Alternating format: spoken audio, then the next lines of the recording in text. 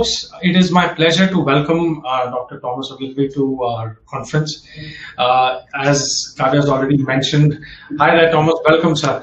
I just want to quick introduction to your background, because you are currently responsible for human resources across the global Deutsche Post DHL group. But you are not a typical HR leader in many ways, because before this, you are responsible for strategic initiatives and corporate development as Executive Vice President at Deutsche Post. Before that, you also held operating roles, responsible as Senior Vice President for a newly created group of private customers. And then you were responsible for online and digital strategy. And before that, several other roles. And you've been at the group since the turn of the century. So this is your 20th year, I believe, so 2001. So quite an interesting ride. And I'm sure, the previous panel was moderated by our own CHRO, Thomas Paras, who's a dear friend. And I'm sure he'll agree when I say that now you've got the most important role of all, which is a responsibility for all the people in this globally renowned group. Welcome. And, we have a very, very high standard to live up to, because I know you were following part of the panel which was just completed, and what a fantastic conversation that was. Right.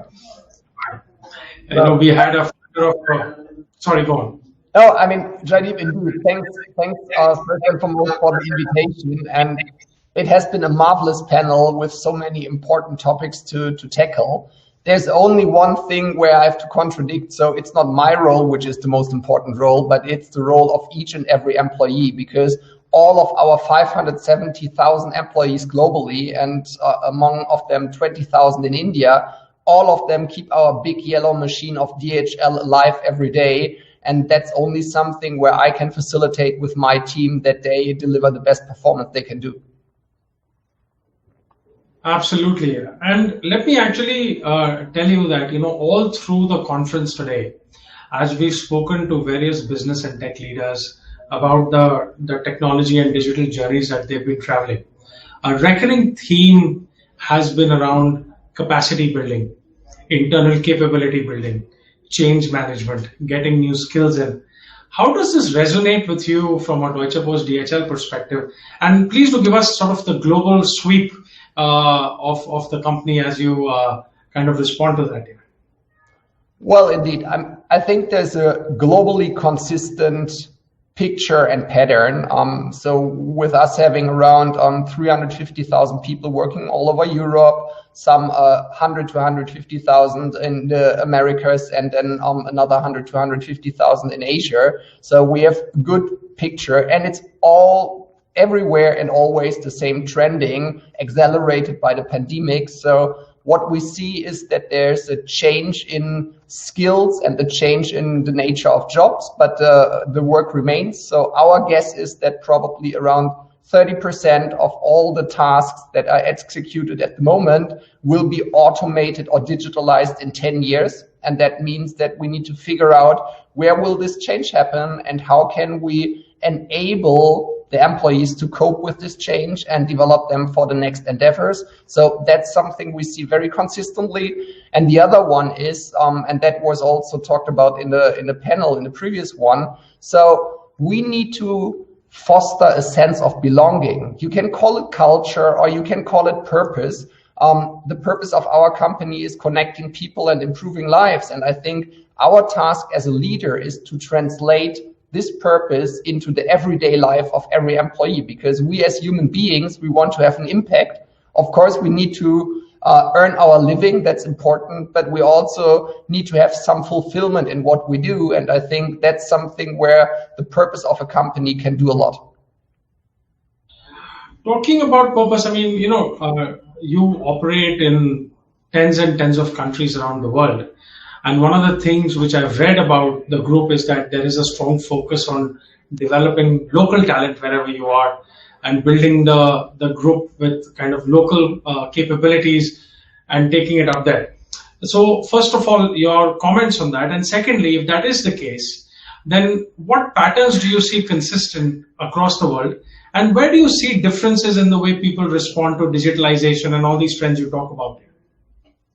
Well, That's plenty of questions. Let's see if I can answer them all. So, I mean, first and foremost, on the purpose aspect, I think that's something where you can have as a company a bigger picture where you can tell your employees what you do is meaningful for prosperity, for the development of a society, or also in the way how to act in a responsible manner when it comes to saving the resources of the planet. And I think that's something where companies need to think, what is actually the essence of what they provide? And when we say we connect people and improve lives, the delivery of vaccines right now across the globe through our networks is the perfect manifestation that every employee knows, okay, we as a company make collectively a contribution to fight the pandemic. And I think that's important to find a narrative because it will influence the culture. And then on the individual level, it's important to show appreciation to the contribution of people. I mean, there's the famous saying from Kennedy, who asked a guy, what are you doing at Cape Canaveral? And he was sweeping the floor. And he said, I make a contribution that a man can fly to the moon. And that's the kind of spirit I think we also need in our corporate environment. Talking about the responsibility on society. So we believe that the more communities prosper, the more actually also people have equal opportunities to develop and get a participation in social and economic life, the better it is for democracy and the better it is for economic growth. And so it's not an altruistic thought standalone. It's actually a very commercial thought that with education comes stability and innovation, which you portray together. Now that's a great segue actually for me to turn the page, because one of the other things that I know you're very passionate about and one has read about the group as well is your focus on diversity. And the supply chain industry is not one which is famous historically for a lot of participation in the workforce of women, for example. And you very consciously tried to inculcate that culture. So tell us a little bit about that and also how that actually helps the organization as you build capabilities for the new digital age. Yeah, so the topic of diversity and inclusion is a topic which is high on the list of the boards since quite some time. And it has been more like a moral obligation. I look at it as a business matter. I mean, we all know when groups get too cohesive and too self-similar that you actually get narrow-minded and don't have all the perspectives around the table. So that can bring you either into risky territory because you underestimate certain risks, or it can make you just not grab the opportunities ahead of you. And that's why I think that in companies, it's important to have an inclusive environment to get all the perspectives around the table. And that can be on gender, on social or cultural background. That can be around the aspects of religious or sexual orientation. So doesn't matter, but I just want to have the best talent around the table. And that's the reason why we say, so there's 50% women on Earth, and obviously they are equally talented than men. So why are there so few and not in a proportionate way in our management ranks? And that's why we said we need to foster and promote that with a clear business objective saying we want to have at least 30% female management representation until 2025. And that's a journey. In some countries, and there are some amazing countries, for example, Latin America is very equally in management distribution. So there we have nearly 50-50 shares. And there are other countries, and India is one of them, where we still have to make some way. That's true. That's true. And sadly, that comment is true across the board for India. Very few exceptions, but hopefully we'll move in the right direction soon. Thomas, let me turn the page a little bit, because one of the other responsibilities that you carry is really helping the group align with disruptive startups, and you're also overseeing a couple of investments that have been made. Tell us a little bit about that experience, and when you're sitting in the management board, what are the types of discussions which happen with respect to disruptive startups and partnering and possibly acquiring? I would say that has been in the corporate world of the Fortune 500 companies quite a journey over the last 5 years. I would say 5 years ago, there was the big question mark, is there a disruptor who's going to kick us out or others out of the business? And I think that won't be the case if companies concentrate on their profitable core and on their key strength, like our global network, which is hard to imitate and replicate. Now we think about more startups are a great way to create a symbiotic relationship so that they can actually piggyback on our big machine and we can in turn benefit from their agility and from their special tech, very often tech-oriented skills. So it is more about how to manage these symbiotic relationships. And I think the other one, what we learned over the last years is there is so many opportunity, or there are so many opportunities across the globe because there are zillions of startups and you cannot interact with each and every one. So you have to double down. You have to really pick your choices and ask yourself how much of that helps you to elevate and improve your core, or to complement it. And that's the reason why we have a very selected, so it's about quality, not quantity, partnership landscape, and also with some dedicated investments. And there are various companies or some companies like EasyHaul or FarEye, where we are invested in, who also are market leaders in India in their respective industries. Fantastic. I understand that. And one of the things which kind of naturally follows on from there is that, when you think about these companies, so you gave a couple of names over there, what is the process by which you get them sort of engaged with the global DHL network?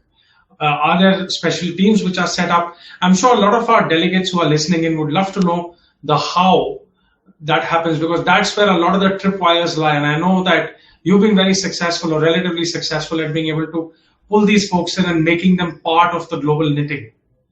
Please do share.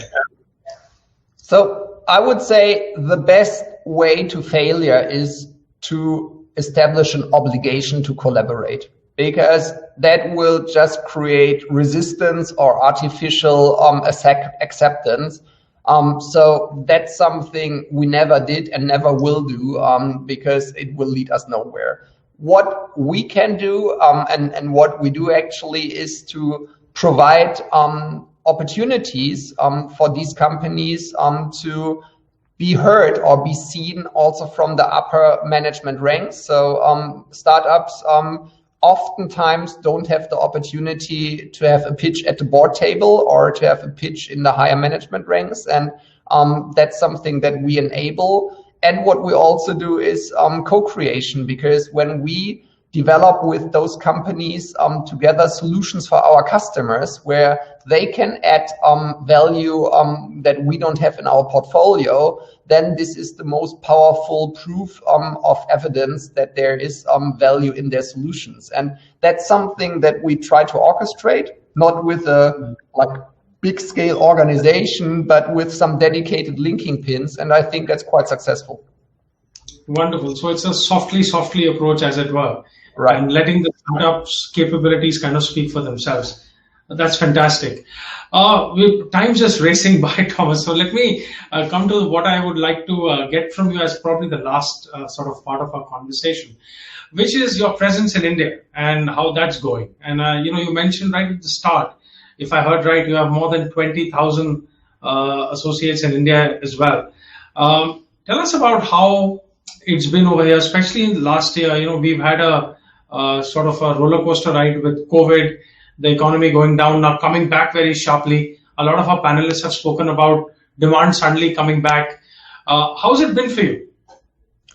Yeah, I mean, perhaps to start with a personal remark, I'm a big fan of incredible India. I love this country and I love to visit and travel to and in India. And that's also when we usually meet, Jaideep.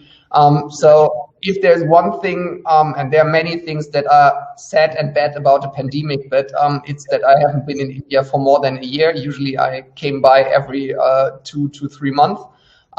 So even if I'm not an Indian, I think I have quite some interactions and relations to people in India. And first I have to say, for me, looking at the discipline, the passion, the expertise, and also the willingness to develop, India has huge opportunities ahead. Sometimes, but that's a matter of democracy. In a country with more than 1 billion people, things could be better organized. But I think you're on a way to also tackle this. But so the Indian economy is for me one of the strongest, and in the midterm also one of the biggest globally for sure. When I look at this roller coaster ride, as you put it, I mean, that's a little bit of this global uncertainty all of us faced and still face today. And I remember very well the first lockdown you had in India, when in particular also the operational workers started moving home to their rural villages. And for us, it was really a matter how to handle this, how to protect our people, but also how to ensure that sufficient people remain at our sites, that after the lockdown we could ramp up operations again quite well. And I think there's also one of the secret recipes that we learned over the pandemic. You need to delegate authority. You need to give entrepreneurial degrees of freedom to your country managers and to your site managers, because they do know best what to do with the people, while at the same time giving a clear global orientation. And I think that worked out very well. When I now look at India and also looking at like picking up of e-commerce, which is a growth driver for sure, but also looking at the great opportunities in global supply chain management, I would say that there is a quite shiny future for India ahead. Wonderful. And Thomas, that is a fabulous place to say thank you from incredible India, and to hear those wonderful words. And of course, it's always been a pleasure to meet you. You've covered a lot of ground, but what I hear from you, the underlying message is that the DHL Deutsche Post Group is one which is founded on trust. Because when you talk about empowering local managers, a decentralized culture, underlying that is a spirit of trust. And then you also simultaneously spoke about the governing values, inclusion, diversity, making sure it's safe for folks of all religion, all sexual orientations. And that is the sign of a progressive company as well. I know, of course, firsthand that you are a great fan of digital technology, and you've been driving that personally through the group, through various roles that you've played. And it is no surprise to me personally that the group continues to be a global leader, despite being buffeted from all sides by all kinds of startups and disruptors and so on, including in India. And we've spoken about that as well. And finally, I think, the point you made with respect to new possibilities and really embracing new ways to work around the world, and how you're able to kind of orchestrate that in different parts of the world and adjust in each country to different and local cultures, is a lesson for all of us. Because a lot of the Indian companies as well, and including some of our speakers today, are either already global companies or have aggressive ambitions to go global. And when we think of globalization, it's always about spreadsheets and ROI and investments. And what you've thrown the spotlight on is the importance of embracing local cultures and local methods, and making sure that people everywhere feel like they're part of the global family. And that, to me, is the most important message. I'll let you have the closing word, and then we'll wrap up. So you summarized it in a great way, and I couldn't agree more. I mean, it's something when we talk about what's our responsibility as business leaders, then it is not only to foster economic growth, but to contribute to make the world a better place. And a better place means that we provide great places to work for all, so that people can develop and we get the best out of their talent. And that we also act in a responsible way, that our children and grandchildren still live on this beautiful planet. So I think what we see on a global scale is that in all these aspects come together: social responsibility, ecological responsibility, And mixing that up with business acumen and profits is not a contradiction, but it's a great mix where at the end, those companies who find the trick to bring these things together will be the most important and most successful ones. Dr. Thomas Ogilvie, thank you very much for your time today, sir. It's been wonderful chatting with you.